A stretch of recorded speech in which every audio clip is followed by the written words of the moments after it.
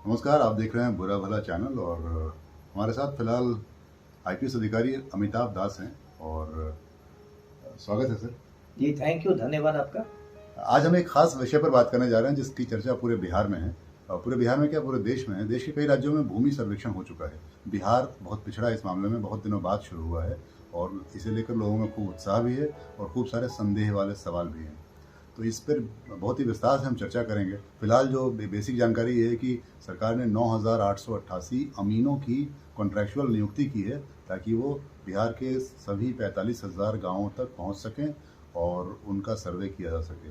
बहुत सारे सवाल मेरे मन में भी हैं, तो हमने सोचा कि अमिताभ कुमार दास जो बिहार को बहुत ही अच्छी तरीके से जानते हैं और एक बहुत ही बिंदास यूट्यूबर हैं, तो उनसे इस बारे में समझा जाए और जाना जाए कि ये भूमि सर्वेक्षण क्या है। तो आइए हम इनसे जानने की कोशिश करते हैं। जी ठीक कहा निखिल आपने। ये जो बिहार में अभी एक विशेष भूमि सर्वेक्षण चल रहा है जो 20 अगस्त से शुरू हुआ है, मतलब 5-6 रोज पहले से शुरू हुआ है। ये बिहार में 38 जिले हैं, सभी 38 जिलों में होगा और 45,000 हैं गांव बिहार में। 534 अंचल हैं बिहार में टोटल और सभी 534 अंचलों में ये होगा। अब आप जानते हैं कितना बड़ा ये एक्सरसाइज है और इसके लिए जैसा आपने कहा संविदा के आधार पर 9,888 विशेष अमीन बहाल किए गए हैं। अमीन जानते हैं दर्शक, उन लोगों को कहते हैं जो जमीन की मापी करते हैं जी। और इसमें जो सरकार द्वारा जो एक दिया गया है, डेडलाइन दिया गया है राजस्व विभाग को, वो ये है कि जुलाई 2025 तक, यानी कि अगले 11 महीने तक ये खत्म हो जाना चाहिए सर्वेक्षण। और उसके बाद सब जगह की डिजिटल मैपिंग हो जानी चाहिए। मतलब जितने भी ये भू संबंधी कागजात हैं उनका डिजिटलाइजेशन होना चाहिए, उनको कंप्यूटर में चढ़ा देना चाहिए। और चूंकि आजकल तकनीकी बहुत विकसित हो गई है, तो ये भी हो रहा है कि सैटेलाइट से भी तस्वीरें खींची जाए। उपग्रह जिसको कहते हैं हिंदी में, हाई रिजोल्यूशन कैमरा जो आते हैं, उससे भी भूखंडों की तस्वीर की जाए। तो देखिए, है तो ये एक मतलब अच्छी योजना है, अच्छी मंशा भी है, लेकिन मुझे थोड़ा इसमें संदेह है कि ये 11 महीने में ये कंप्लीट हो पाएगा, क्योंकि बहुत सारी चीज़ें हैं बीच में। अभी जैसे भादों का महीना है तो बिहार के तो सैकड़ों गांव अभी जलमग्न रहते हैं, बाढ़ में रहते हैं। फिर बीच में कभी आपको त्योहार का समय आएगा, कभी धन कटनी का समय आएगा। तो ठीक है, देखिए क्या होता है। तो इसको लेके देखिए बहुत असमंजस भी है लोगों में। मतलब अनपढ़ों की बात छोड़ दीजिए, पढ़े लिखे भी थोड़ा कंफ्यूजन में है इसको लेके। तो मैं बताऊं कि देखिए जो जमीन का सर्वेक्षण है वो कोई नई चीज नहीं है। आप पढ़ेंगे तो इतिहास में अकबर बादशाह के समय भी ये हुआ था। अकबर के नवरत्नों में टोडरमल था। टोडरमल ने पूरा जमीन की नापी की थी और उस समय हुआ था। अंग्रेजों के जमाने में नापी होती आई है, आजाद हिंदुस्तान में नापी होती आई है। ये कोई बहुत मतलब घबराने और डरने की बात नहीं है, बस इसमें जानकारी सही रहनी चाहिए। देखिए मोटा मोटी ये जो भूमि सर्वेक्षण हो रहा है उसमें 2 प्रपत्र भरने हैं आपको, प्रपत्र 2 और प्रपत्र 3। अब ये जो दोनों प्रपत्र भरने हैं, आप इसको ऑनलाइन भी भर सकते हैं, ऑफलाइन भी भर सकते हैं। ऑनलाइन में मैं आपको एक वेबसाइट नोट कराता हूँ, dlrs.bihar.gov.in। ये वेबसाइट जो है ये बिहार सरकार के राजस्व और भूमि सुधार विभाग का है। इस पर जो दर्शक क्लिक करेंगे तो वो खुल जाएगा वेबसाइट और उसमें जाके ये प्रपत्र को डाउनलोड कर सकते हैं। यदि उनके अपने पास कंप्यूटर है तो कर सकते हैं, नहीं तो आजकल छोटे छोटे कस्बों में भी साइबर कैफे है, साइबर कैफे में वो जाके डाउनलोड करा सकते हैं और इसको भर के वे फिर अपलोड कर सकते हैं। तो ये एक चीज है। उसके बाद ये दोनों प्रपत्र के बारे में बारी बारी से समझाता हूँ तो कुछ क्लियर होगा दर्शकों को। प्रपत्र 2 जो है वो है स्व घोषणा पत्र। स्व घोषणा पत्र का ये मतलब हुआ कि जिसकी जमीन है, जिसको रैयत करते हैं, सेल्फ असेसमेंट, सेल्फ डिक्लेरेशन जी। तो सेल्फ डिक्लेरेशन जो है कि जो रैयत है वो अपनी जमीन की विवरणी देगा सरकार को। ये जो प्रपत्र 2 है इसमें 11 स्तंभ रहेंगे, कॉलम्स जिसको इंग्लिश में कहते हैं, स्तंभ कहते हैं। ऐसे बोलचाल की भाषा में उसको खाना समझिए जिसमें आपको भरना रहेगा। जैसे पहला खाना रहेगा, रैयत का नाम रहेगा। मान लीजिए 4 भाई हैं, अभी बंटवारा नहीं हुआ है तो उसमें चारों भाइयों का नाम देना है जी। तो पहला कॉलम हो गया रैयत का नाम। दूसरा कॉलम जो रहेगा वो रैयत का पता रहेगा, है ना, वो पता है, वो भरने की कोई बात नहीं है मुश्किल। उसके बाद विवरणी रहेगी, जैसे कि जमीन का खाता नंबर रहेगा। हर जमीन का एक खाता नंबर, जो पुराने जमाने में खतियान होते थे, बहुत लोग के बारे में दादा परदादा का खतियान होता है, तो उसमें खाता नंबर आता है। यदि किसी वजह से आपका खतियान गुम हो गया हो, मान लीजिए दह गया हो बाढ़ में या कुछ हो गया हो, तो उसमें भी घबराने की बात नहीं है। आपको अंचल कार्यालय से आपका खाता नंबर पता चल जाएगा। अंचल कार्यालय जो सीओ का ऑफिस होता है, उसमें आपको कोई राजस्व कर्मचारी होगा, कानूनगो होगा, अमीन होगा, वो आपको खाता नंबर बता देगा। अगला जो है वो होता है खेसरा, खेसरा नंबर। खेसरा का मतलब हुआ प्लॉट नंबर, मतलब आपका जो भूखंड है, जो प्लॉट है, उसका भी एक नंबर होता है। वो नंबर भी आपका खतियान में रहेगा। किसी वजह से खतियान नहीं है तो फिर वही बात जो मैंने खाता के साथ कही, आप उसको अंचल कार्यालय से खेसरा नंबर प्राप्त कर लेंगे। उसके बाद अगला जो उसमें आता है वो है रकबा, यानी एरिया, क्षेत्रफल कितना है वो आपको देना है, रकबा। तो अब रकबा के साथ ध्यान देने की बात है कि रकबा को जब भी भरना है तो उसकी इकाई एकड़ और डेसिमल में ही आपको भरना है। जैसे बिहार में आप देखेंगे बहुत लोग कहेंगे कि कितनी जमीन है, इतना कट्ठा है या बीघा है, या धुर भी लोग बोलते हैं। लेकिन ये जो सरकारी सर्वेक्षण जो हो रहा है इसमें कट्ठा, बीघा, धुर ये सब की मान्यता नहीं है। ये आपको एकड़ और डेसिमल में ही लिखना है। तो मान लीजिए आपको जितनी भी धुर जमीन है या कट्ठा में अब तक आप जानते हैं, तो किसी जानकार व्यक्ति से पता कर लीजिएगा कि इसको एकड़ और डेसिमल में कैसे बदला जाए। वो वही जानकार व्यक्ति रहेगा जो जमीन के आपको एक्सपर्ट है, जो आपको ये राजस्व कर्मचारी होता है, जिसको बोलचाल में कर्मचारी बस कहते हैं, या अमीन होता है, या कानूनगो होता है, जो दिन रात जमीन का ही काम करते हैं। तो ये आपको बता देंगे कि आपकी जमीन इतना एकड़ और इतना डेसिमल में।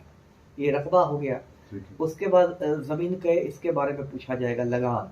तो उसमें बहुत सारी जमीनों पर लगान लगता है, बहुत सारी जमीनों पर लगान नहीं लगता है ना, तो वो भी पूछ लेंगे वो। अगला जो है वो है चौहद्दी, मतलब आपकी जो जमीन है जिसको आप जोत आबाद कर रहे हैं उसकी चौहद्दी क्या है, मतलब उसके उत्तर, दक्षिण, पूर्व, पश्चिम में कौन कौन लोग हैं, इसको भरना है। मान लीजिए उत्तर में एक आम का गाछी है, आम का बगीचा है तो वो भर दीजिए। मान लीजिए दक्षिण में किसी का पड़ोसी का घर है तो वो भर दीजिए। इधर पोखर है पूरब में तो वो भर दीजिए। ये बहुत सामान्य सी बात है, चौहद्दी। उसके बाद आपको देखिए लगान वाली बात हुई, उसका एक जमाबंदी नंबर मांगा जाएगा। जो लोग लगान कटाते हैं, रसीद कटाते हैं, तो उसमें एक जमाबंदी नंबर उनको मिलता है, तो वो जमाबंदी नंबर मिलता है।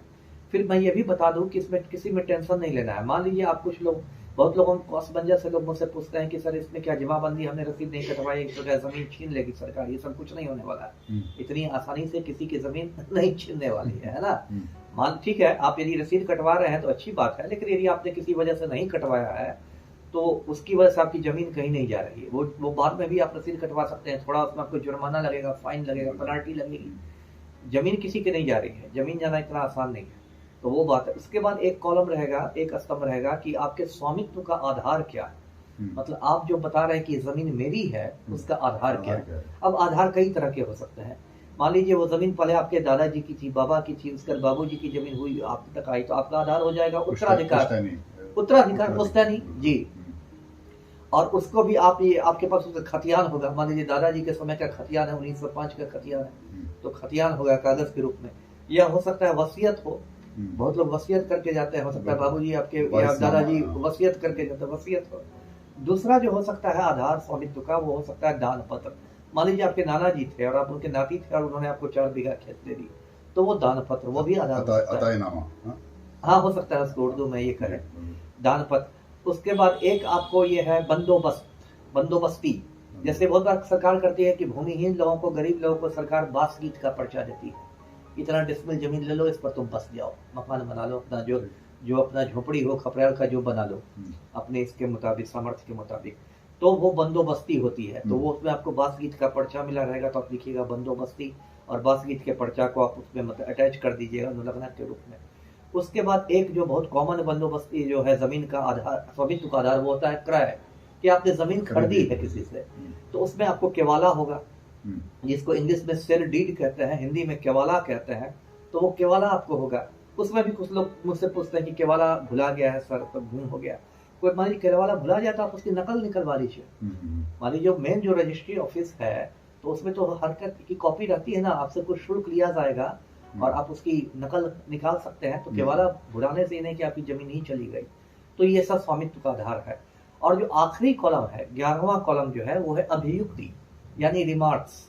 उसमें मान लीजिए ऐसा है कि इतने कॉलम तो आपने भर दिए, इसके अलावा मान लीजिए कुछ आपको ऐसी बात बतानी है सरकार को जो आप बताना चाहते हैं। मान लीजिए उस जमीन को लेकर कोई वाद चल रहा है, कोई मुकदमा चल रहा है किसी कोर्ट में, लोअर कोर्ट में, हाई कोर्ट में, किसी जगह पर, तो आप उसका वाद संख्या लिख दीजिए, CWJ इतना, कौन सा कोर्ट है वो चला है।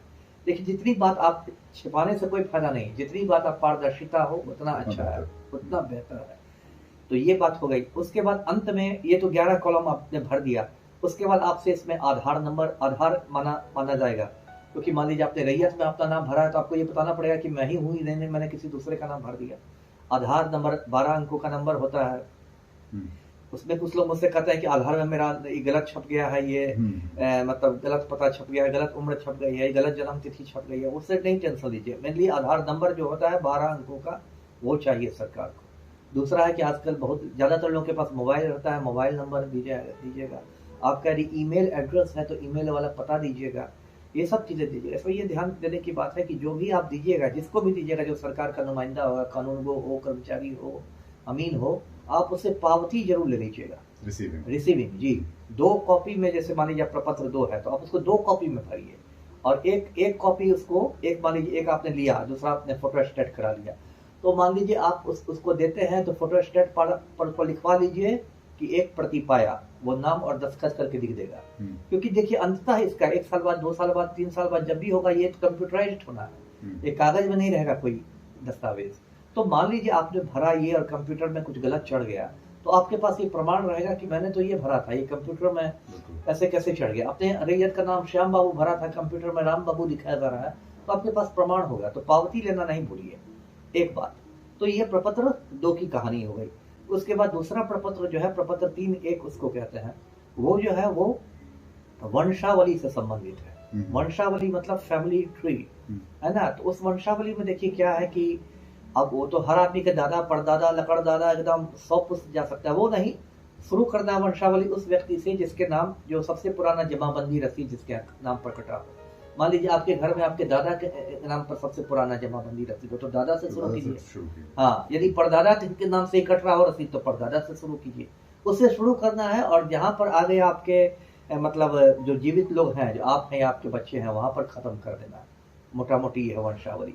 वंशावली के साथ बात याद करने की जरूरत है। ये बहुत बात मैं बोलता हूँ, क्योंकि बिहार जैसे राज्य में जहाँ बहुत पिछड़ापन है और लोग अनपढ़ हैं, बहुत लोग के दिमाग में रहता है कि वंश मतलब खाली बेटा, है ना। ये बहुत ये है, वो गलती मत कीजिएगा। वंश, मान लीजिए आपको 4 बच्चे हैं और उसमें 2 बेटे हैं, 2 बेटियां हैं, तो चारों का नाम देना है।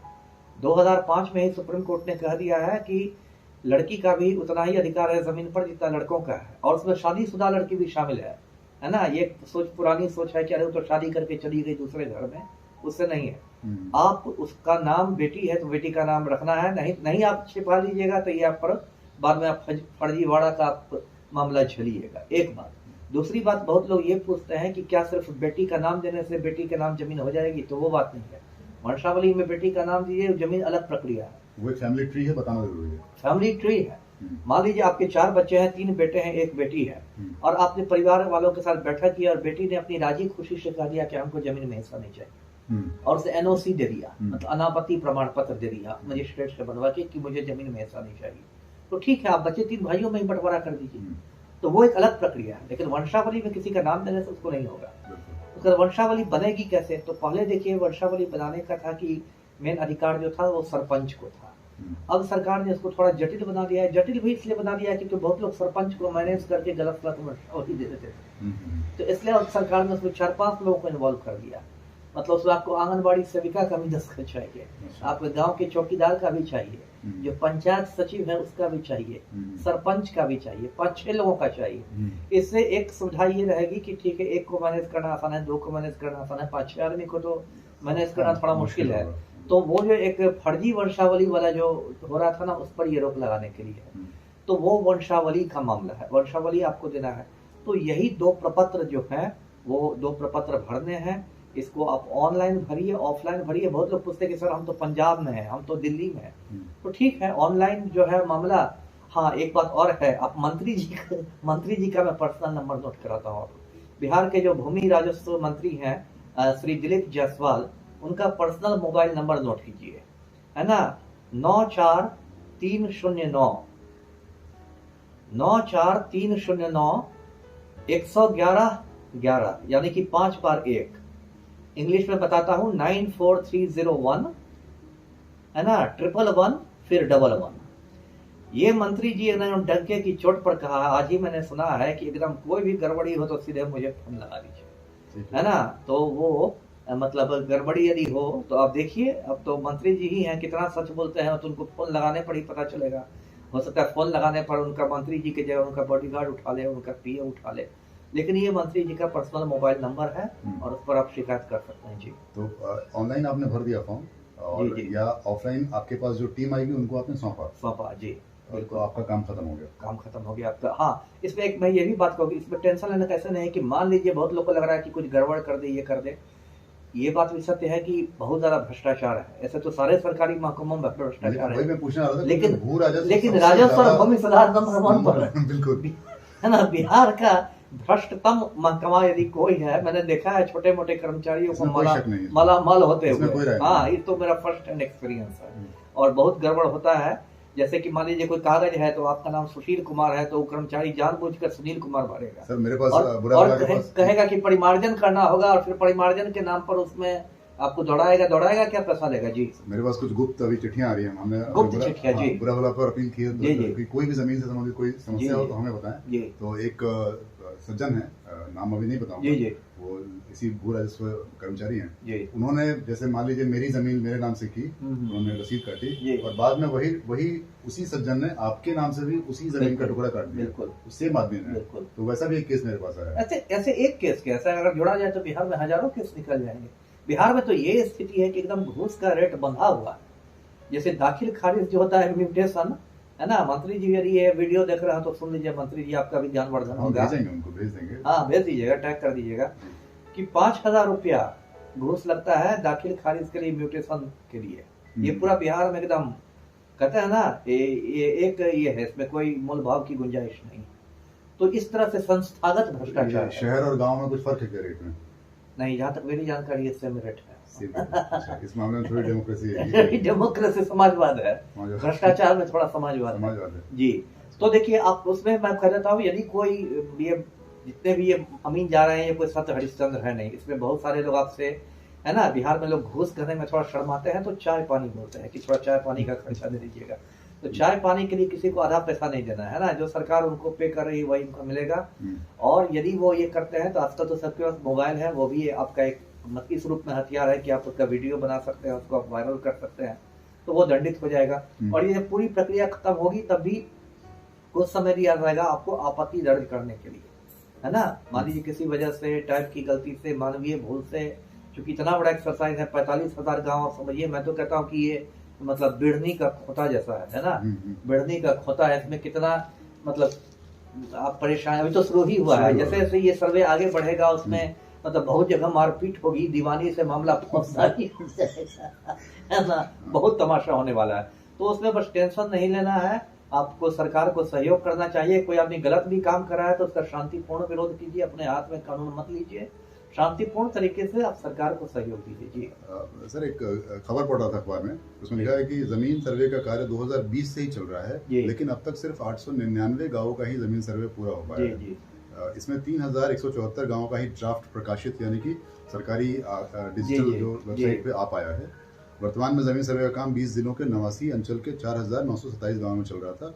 मेरा सवाल ये है कि सर, अभी 11 महीने का लक्ष्य है, 360 दिनों का लक्ष्य दिया नीतीश कुमार जी ने, और ये 4 साल में हम सिर्फ इतना ही डिजिटल ड्राफ्टिंग। वही हमने कहा ना कि इतना आसान नहीं है। देखिए, नीतीश कुमार जो अभी दे रहे हैं, मतलब उनके चुनाव, उनके दिमाग में कहीं विधानसभा चुनाव घूम रहा है, और विधानसभा चुनाव चूंकि 25 में होने वाले हैं नवंबर में, तो वो ये करा के अपनी मतलब जय जयकार करना चाहते। इतना आसान नहीं। आपकी दर्शकों को याद दिला दूं, अभी राजस्व विभाग की एक बैठक में सीएम थे और उन्होंने कहा, अधिकारियों से कहा, बहुत वायरल हुआ था कि मैं आप लोग का पैर पकड़ता हूँ, आप ये कर दीजिए। तो मुख्यमंत्री को ये कहना पड़ गया कि मैं आपका पैर पकड़ता हूँ, क्योंकि सीएम भी समझ रहे हैं कि भाई ये डेडलाइन बना देना एक काम है, उसका पालन होना। विभाग की बात नहीं है, भू दलालों की बात है, उनसे बात कर रहे हैं वो। बिल्कुल, तो ये बात है जी। सर, एक और चीज ये, जैसे आपने खुद ही कहा जब बातचीत शुरू कर रहे थे कि अभी कई जगह पे धान रोपे गए होंगे खेतों में। बिल्कुल, ऐसे वक्त पे ये सर्वे जब शुरू होगा, वही बात है। अब धान रोपा क्या होगा, भादो है, अभी बहुत जगह जलमग्न है ना। और यहाँ पर बहुत सारे बीच में, अभी देखिए अक्टूबर से त्योहारों का मौसम शुरू हो जाएगा। बिल्कुल, है ना, त्योहारों का मौसम हो जाएगा, उससे बहुत सारा। ये देखिए, इतना आसान नहीं है। ठीक है, यदि ये 2 साल में भी ये कंप्लीट हो जाए तो मैं तो खैर मनाऊंगा कि भाई 45,000 गाँव का 2 साल में हो गया। और ये डिजिटलाइज हो जाए तब तो मतलब वो एक बहुत अविस्मरणीय एक उपलब्धि हो जाएगी जी। सर इसके पिछली बार सर्वे कब हुआ था, थोड़ा इस पर प्रकाश डालिए। देखिए, अलग एक जो राष्ट्रीय सर्वे जो हुआ था वो मुझे लगता है 1960 के आसपास हुआ होगा पूरे देश में, और अंग्रेजों के समय हुआ था, उसको कैडेस्ट्रल सर्वे और क्या क्या सर्वे कहते हैं, वो सब हुआ था। देखिए, अब तो मैं आप सर्वे की बात आपने सुनी, उसमें तो देखिए ऐसा हो गया, आप जैसे झारखंड में हम आदिवासी लोग रहते हैं, उनसे तो पहले कराया जाता था कि मतलब हड़िया पिला के, दारू पिला के कहीं कहीं अंगूठा छाप हो जाता था, जमीन चली आती थी। उसके बाद देखिए छोटा नागपुर काश्तकारी अधिनियम बना, संथाल परगना काश्तकारी अधिनियम बना, पहले तो झारखंड ही बिहार में ही था। तो उन लोग का ये हो गया कि आप आदिवासी, आज भी आप आदिवासी की जमीन नहीं ले सकते हैं, ना खरीद कर सकते हैं, ना गिफ्ट में ले सकते हैं, उनको बचाने के लिए। तो ये सब देखिए जमीन का बहुत मतलब पुराना विवाद है, और ये जो सर्वेक्षण होगा ऐसे ही बहुत सारे विवाद से बहुत सारे गांव हरे हो जाएंगे और बहुत सारा हंगामा होगा। देखिए क्या होता है जी। काफी सर आमतौर पर बिहार में मतलब जितना मेरा अनुभव है, मुश्किल से 10% युवा ही यहाँ बिहार में रहते हैं, बाकी सब बाहर रहते हैं। जो यहाँ जमीन का मालिक है, जो भी उसके पिता या दादा हैं, उनकी उम्र 70 होगी, 60 लोग रहते हैं जी। तो एक तो आप कह रहे हैं कि डिजिटल कर लीजिए, ऑनलाइन तो आप ऑप्शन फिलहाल मेरे ख्याल से रूल आउट करते हैं थोड़ी। ऑफलाइन में इतने सारे लेयर्स हैं भ्रष्टाचार के, पैसा देके कराने के, बिल्कुल, कि क्या ये करा पाएंगे प्रपत्र 2 और 3? बहुत चुनौतीपूर्ण है। मैंने कहा ना, बहुत बिहार से देखिए, आपने सही कहा, इतना पलायन होता है कि बिहार के तो आप गाँव में जाइएगा तो कोई युवा दिखेगा ही नहीं, बिल्कुल है ना, या बुजुर्ग लोग दिखेंगे, महिलाएं दिखेंगी, युवा तो रहता है, इतना पलायन रहता है। वो फिर छठ में ट्रेन में खड़ा होके आता है, ट्रेन में, है ना, गाड़ी के टॉयलेट में जगह तो मिलती नहीं बर्थ में, तो टॉयलेट में खड़ा होकर बिहारी छठ में आता है। और भू राजस्व का ऑफिस भी ऐसा नहीं कि आप गए 9 बजे और 12 बजे काम हो गया, नहीं 12 बजे आपको उसमें महीनों लग जाता है परिमार्जन में, आपकी चप्पल घिस जाएगी परिमार्जन कराने में, है ना। भू राजस्व, ये जो भूमि सुधार और राजस्व विभाग है, उसमें चप्पल घिस जाएगी। आप 1 साल में परिमार्जन करा ले तो आप बहुत सौभाग्यशाली खुद को समझिए। तो 8,999 अमीन बहाल हुए हैं, उनके भरोसे ये सर्वे होगा। और ये अखबार की एक क्लिपिंग दिखा रहा हूँ, इसमें लिखा है, शायद नहीं पढ़ पाया, उल्टा दिख रहा है, जमीन का सर्वे 360 दिन में पूरा होगा। तो मुझे नहीं पता ये दावा किस बिना पर, किस आधार पर किया गया है, लेकिन ठीक है, अगर काम शुरू हुआ है तो हमें उनको शुभकामनाएं देनी चाहिए और ये दुआ करनी चाहिए कि एक भी पैसा इसमें किसी आम आदमी का ना लगे भ्रष्टाचार या दलालों के लिए, ताकि ये सर्वे बहुत ही ईमानदारी से हो पाए। हमसे अमिताभ कुमार दास जी बात कर रहे थे। आगे भी कोई जानकारी चाहिए तो आप इनका चैनल दास बोले बिंदास ज़रूर देखिए, और कोई भी सवाल हो तो हमारे कमेंट बॉक्स में भी लिख सकते हैं, ताकि अमिताभ जी आगे भी उसके जवाब दे सकें। बहुत बहुत शुक्रिया सर इतनी शानदार जानकारी के लिए। जी आपका भी शुक्रिया। देखते रहिए बुरा भला, और चैनल सब्सक्राइब ज़रूर कीजिए। शुक्रिया।